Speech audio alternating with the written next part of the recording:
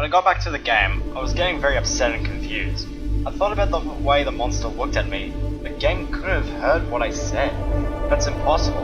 It had to be a random occurrence, but why did it happen preciously at the moment I insulted the monster?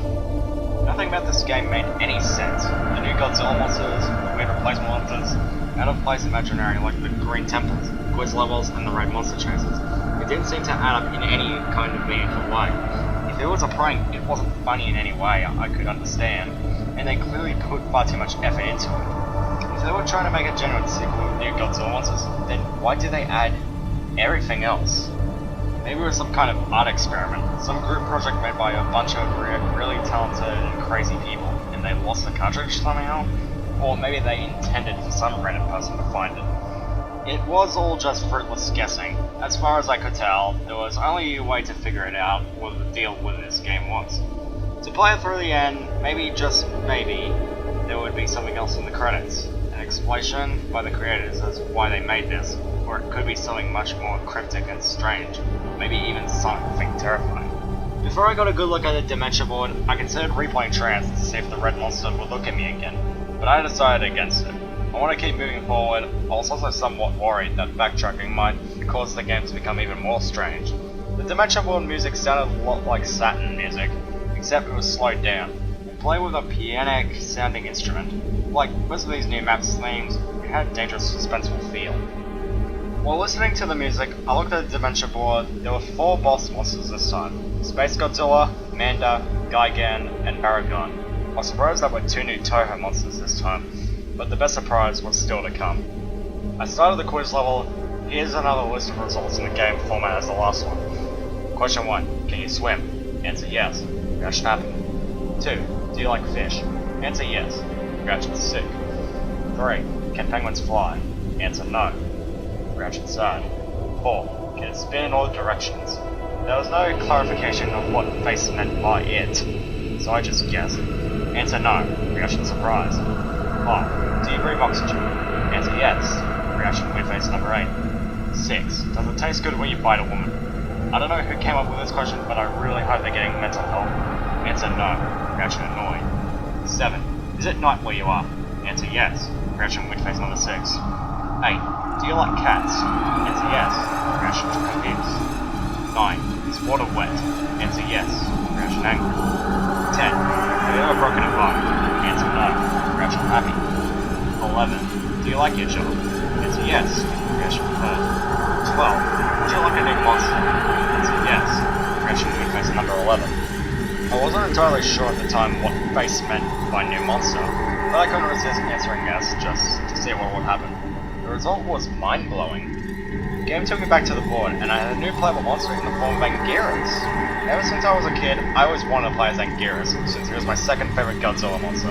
And plus, I never liked Mothra all that much. I moved my new Anguirus piece over to the level right next to it, eager to test out my new monster. Before I get into the level description, I'll talk about Anguirus a bit. Using the up and down buttons, you could choose whether Anguirus stood up in a bipedal stance or crawled around on all fours.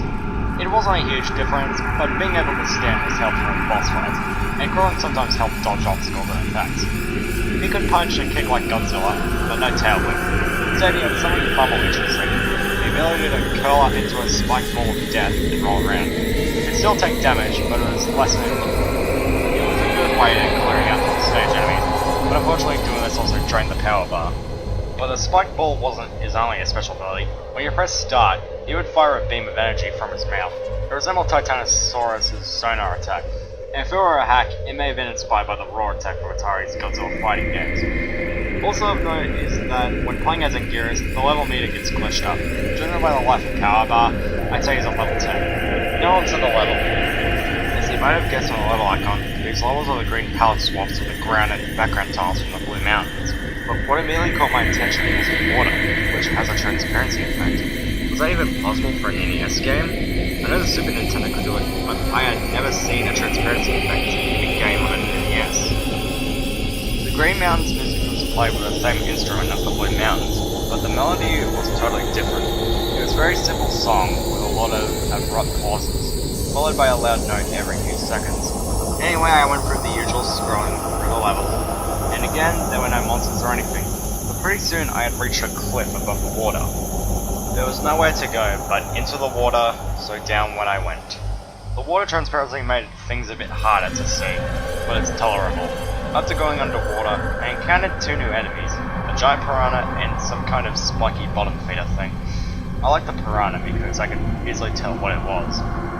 It was the same enemy design that would appear in a real game, and there were very few enemies like this. They didn't take much hits to kill, but they were quite annoying, and could considerably trim down your life if they get close enough.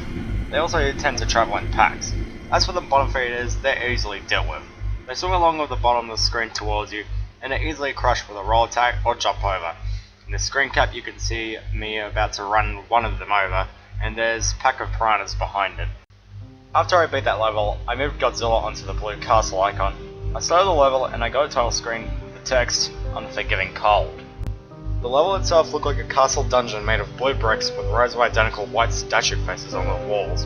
These statue faces had a permanent look of horror on their faces. There was also some flickering grey static, which didn't really obscure my vision, but adds to the very unsettling mood of these levels. The music was a 12-second loop of a low-pitched choir vocalizing that sounded very familiar to me. Whenever I played through one of these levels, I got this sudden horrible feeling of anxiety. I had the feeling that the farther I progressed through the level, the closer I was getting to something unspeakably evil. There weren't any enemies, but these were some of the longest levels in the game. I only played one level, but it took 7 minutes to complete. I didn't want to admit it to myself at the time, but I realized something playing the Blue Castle level, this game has the power to make the player feel certain things. I didn't mean in the sense that you get irritated playing a crappy game, or get unnerved by something scary in a game. What I mean is that the certain events in this game instantly makes you start feeling something. I know it sounds completely insane. I don't blame you for not believing me. I wouldn't believe any of this either if I didn't play the game myself. But there is something very, very wrong in this game, and I still don't know how to explain it. So, then it was time to fight Baragon's replacement. Although Baragon was originally the smallest monster in the game, his replacement was the largest. It was so tall in fact that the ground was noticeably lowered and not Baragon's head still barely avoided collision with a bar at the top of the screen. And he was frighteningly bizarre as he was huge. You may be wondering how he attacks without arms. Well, he has the most powerful kick in the game, but his other fighting technique is much stranger. First he blasts a cloudy breath of pixels down at you, which causes you to freeze. Then he walks back to the right corner of the screen and extends a huge Gatling gun from his abdomen. That might seem amusing to you, but it certainly wasn't to me when I was playing the game. This attack is almost as annoying as Gigan's sword, and not Baragon could have been unbeatable if he constantly used it. Thankfully he only did it twice while fighting him. Once you unfreeze, you can run up and start damaging the gun, which does extra damage to him. This helped me to destroy him, and then it was time to play the third level type. I decided that I was going to use Anguirus to fight Manda and Gigan, and then fight Space Godzilla as Godzilla. It was only fitting. Before getting into the battles, I'll describe the third level type, the Arctic. The Arctic is exactly what you guessed from the name, an icy tundra with a few watery segments. The music reminded me a bit of the Northern Hemispheres from Donkey Kong Country, in an 8-bit form. A very dangerous sounding song, it made me think about being trapped in a tundra and freezing to death. There were two new enemies in this stage. The first creature was frozen in a block of ice. They block your way and you have to use the heat beam to thaw them out of the ice. They look a bit like a smaller version of Not Gazora, only without the eye. When freed, they do a strange crawling movement and push you backwards. It doesn't cause any damage, but it's a bit annoying. After dealing with the Iceman, I kept walking for a minute or two and came upon a water segment. I jumped in, and this time I managed to get a screen cap showing how the water splashes when you jump in. Don't know how they programmed that, but it's pretty impressive. Another interesting thing is how the screen changes focus when you go underwater. Here you can see another new enemy, a little thing I call Spike Walker. They walk towards you and explode randomly, or instantly if you attack them, sending spikes in every direction. The spikes don't do much damage, but they did get me dangerously close to falling into the pit a few times.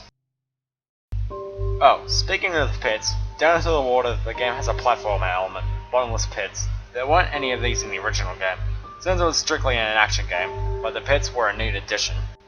After getting back on the land, I encountered a very unexpected mini-boss, Magma, the Walrus Kaiju. I know this is a game that had some obscure monsters to begin with, but wow. Not that I'm complaining, it's a pretty cool cameo for an unappreciated kaiju. Magma's fighting techniques were very simple. He had a freeze beam, and he could charge into you. Not very challenging, but certainly more entertaining than the Matango mini-boss in the original game. One really interesting thing about Magma is that he doesn't die when you defeat him. He turns tail and retreats. This was the first time I had ever seen an enemy monster change direction, let alone retreat. I tried to chase after him, but he disappeared after I got in the water. Poor bastard. And that does it for the Arctic. I'll talk about the mana fight next. I forgot to mention before, but the music that played during the new monster fights is reused from themes actually in the games. So far the themes have been Titanosaurus, Godzilla's music, Violante, Hedora's music, Orga, Paragon and Mogira's music, Manda, Baron's music, Space Godzilla, Mecha Godzilla's music. As for the fight, Manda was a fairly crafty opponent. When he realized one tactic wasn't effective, he would immediately change to a different one. Manta used quite a few tricks, like spitting fire, biting, and most irritating of all, constricting. It doesn't necessarily drain your life down like Gigan's Cutter, but it was by far Manda's strongest attack. It doesn't necessarily drain your life down like Gigan's Cutter, but it was by far Manda's strongest attack. One last thing to note that I found pretty cool was that the Atragon showed up during the fight to help me out. Manda crushed it with ease, but it was still cool. After I slayed Manda, I played through an Arctic level for health power-ups, and then it was on to Gigan's replacement. When the fight started, I was very confused because there's nothing there. I thought this was going to be like the Titanosaurus fight in Pathos, but just about time it would have been going back to the map. A piranha appeared on screen, but it wasn't there for long. As soon as it appeared, the speakers emitted an ear-splitting screech, and not Gigan flew in and ripped the poor fish into pieces. Well, that's one way to get the player on their toes. That abrupt entrance scared the hell out of me and got my adrenaline rushing, which in retrospect was a good thing, because Not Gigan was one of the fastest, most unraveling opponents in the game. Not Gigan was tough, but with my new skills with Anguirus, helped to even the score, this was still an incredibly intense fight. Not Gigan's attacks consisted of some kind of blood laser he spews from his mouth, and a downward slash. I was expecting some hellish variant of the Buzzsaw attack, but thankfully there didn't seem to be one. The Hell attack wasn't available in defeating him. I would have taken more screen caps of the fight, but I really had to concentrate. After that, there was just one more monster left to take down, Space Godzilla. As mentioned earlier, I used Godzilla for this fight. Space Godzilla's fighting technique was rather frustrating, but admittedly a very clever idea. Space Godzilla would use his energy to create two flying crystals, which would reach the ground and become crystal spires. These spires not only block you from reaching Space Godzilla, but it also allowed him to constantly recharge to full energy and blast you with a deadly full charge Corona beam until you broke the spires. Space Godzilla would eventually drain his own spires of energy until they shattered, but if you waited for that to happen, you'd probably lose a lot of life. Heat beams actually seemed to re-energize the spires, so you had to use physical attacks. When you finally got close enough to hit Space Godzilla, there was no pushover. When I punched him, he hit me back just as hard. Space Godzilla does everything in his power to knock you back to the left corner of the screen, so he can create more spires. By the time this was over, I only had about 5 life bars left, but it doesn't matter, because I didn't need to fight anymore. I needed to run. Here we go again. I decided right then that I really wanted to see the end of this game. As terrifying as these levels could sometimes be, I had to beat them to get through. I decided that no matter what happened, no matter what the game showed me, I was going to get the end, and I also made sure not to say a damn word while playing a chase level from here on. For this chase, I tried out Anguirus, since his roll attack allowed me to move faster than Godzilla or Mothra. The chase started off like the first two, except there was a river of blood below the ground. I was beginning to get the hang of it, and the extra speed from the roll helped me to get on the edge of the red monster. Especially since I didn't have to worry about the power limit and could keep rolling endlessly. Like the previous levels with water, the ground inevitably reached to a stop, so I rolled off into the blood. To my surprise, the Hellbeast didn't follow me after me. It just stopped at the edge of the ground and grimaced. I guess it can't swim, I thought to myself. So I went under blood and continued moving. There wasn't anything around, but I knew something was up. The chase wasn't going to end that easily, could it? Surely something else had to show up. And sure enough, I heard the bellowing roar, sounding slightly different.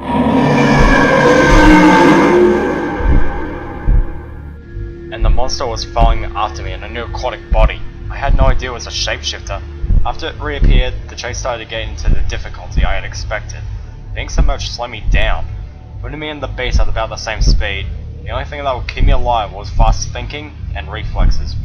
I encountered some bottomless pits in which mines floated up from. I assumed that if you hit one, it would damage you and knock you back, considering how fast the red monster swims. Hitting the mines would be instant death, so I went through great effort to avoid them. But that wasn't all I had to be wary of.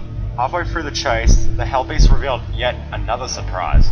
A tentacle formed of intestines and tipped with a clawed set of jaws burst from its mouth, trying to pull me in and devour me. I only barely avoided both the tentacle and the mines, but I could tell the beast was getting desperate because the chase was nearly over. And about a minute later, I had spotted a bit of ground that served as the exit. I leaped with all the might I could muster without breaking my controller. The beast screamed with rage and jumped out of the blood river in one last attempt to drag me down, but I escaped its grasp.